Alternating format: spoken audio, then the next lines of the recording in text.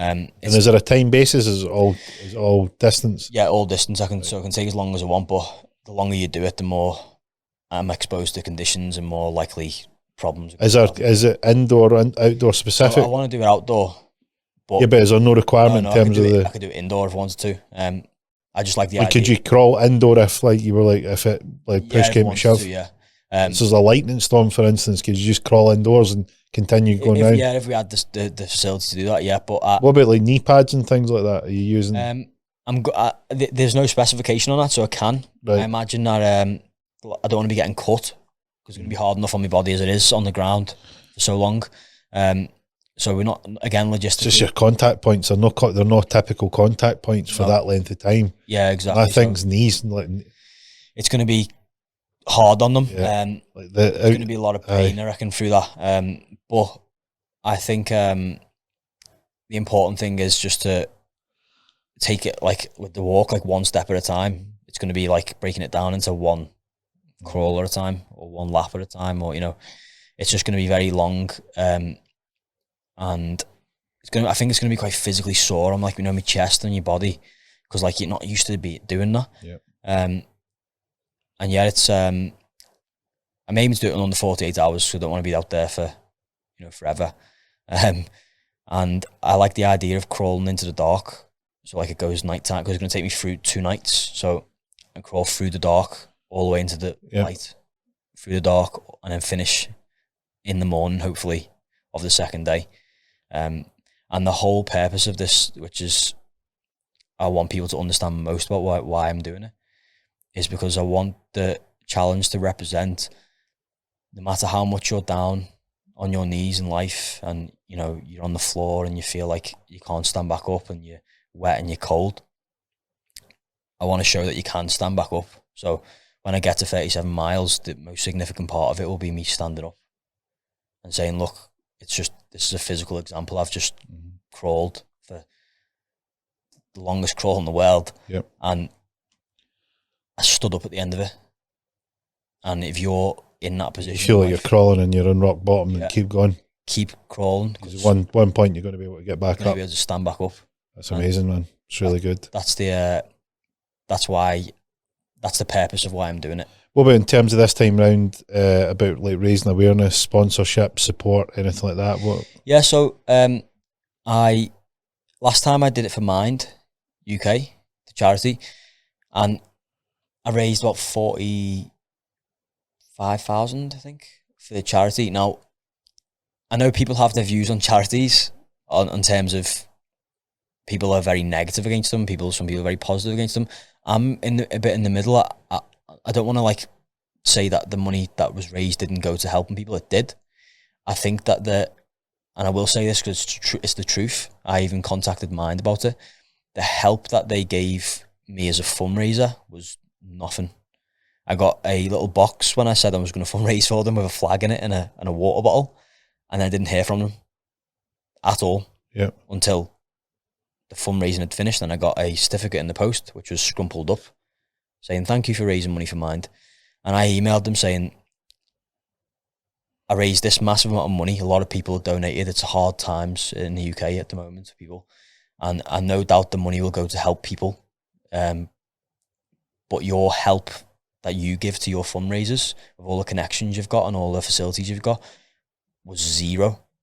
I had to sit on a Channel 4 new TV programme. I went on a lunchtime TV programme with 2 other people who were doing challenges too. And they were telling me all the stuff that their charity's helping them with and, all the things they've helped them with to get them towards a challenge. And I had to sit there and be quiet because I didn't want to say anything bad about, my charity. And which was really unfortunate because I was like, I can't really say anything. I've done everything myself. Yeah. So what sort of support would have been good? So with the world we're in at the moment, it's all about reach. The more people that see what you're doing, the more people will engage with what you're doing and support it. And the message I'm trying to get out there is about mental health, and it's about helping people. It's not about making everyone donate money.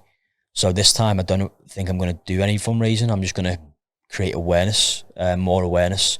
And if you can get more views on what you're doing, that message will reach more people, and it's free. People just go on the phone and see it. They don't have to do anything. They just see it, and if they watch it, you get views on your videos, and that then pushes it even further, and people will see it even more. There's no ulterior motive to that. I'm not trying to do anything for me. You ever thought about doing like a fundraiser to go and buy that farm in Wales? This is what I was considering for this challenge. I looked at it and went, you know what? I did 45,000. Say I did another 40,000. That's 85,000. Could I do my own charity? Could I do my own thing? And more so, could I do the first one, the first transparent one?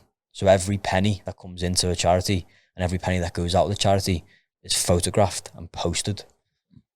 No CEO on £400,000 a year for working 1 hour a week. Some places do that. I know some charities don't, and that's what I'm saying. I don't want to label all charities in the same category here, because there's some amazing ones that are doing what they're saying. But then there's also, we see it in the news, we see people talking about it. There's some charities that are, paying really, really high salaries to people, and a lot of the money's going to, in my opinion, to waste.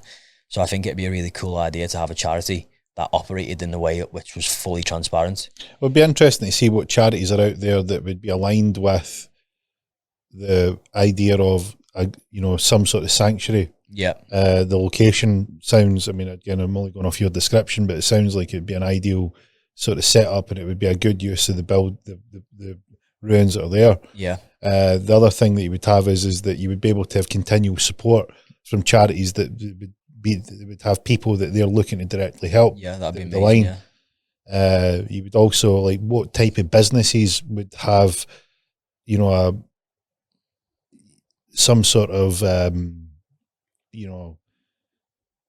goal, or they have a philosophical view of what you're doing, and they like that story. Who would they be? So things like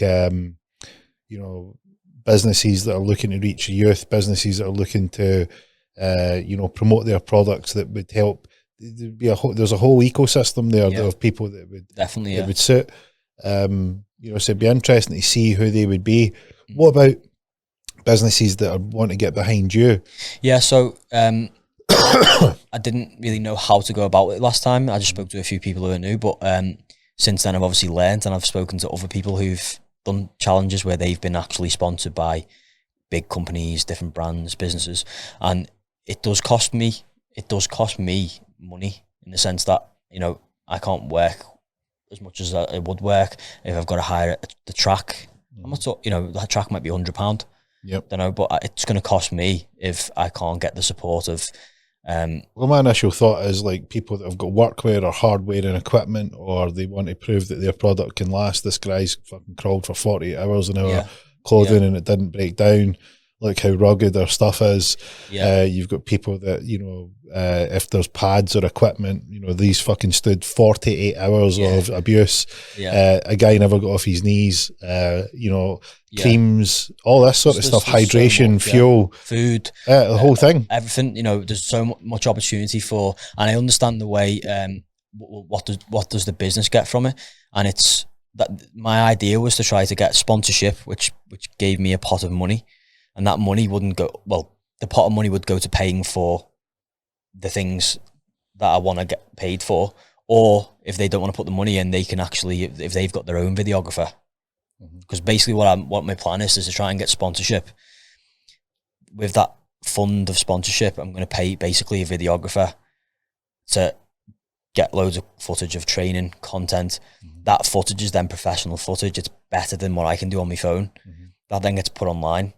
The brand gets professional level content that is hopefully reaching hundreds of thousands of people every day online. And what do I get from that? I don't get any money from it. I don't get anything from it. What I get from it is the hundreds of thousands of people seeing my videos, and then they go, well, why is he doing it? And then they see the video of, he's doing it because of this. And then they go, oh, I feel like that. And it helps them. That's it. I don't want nothing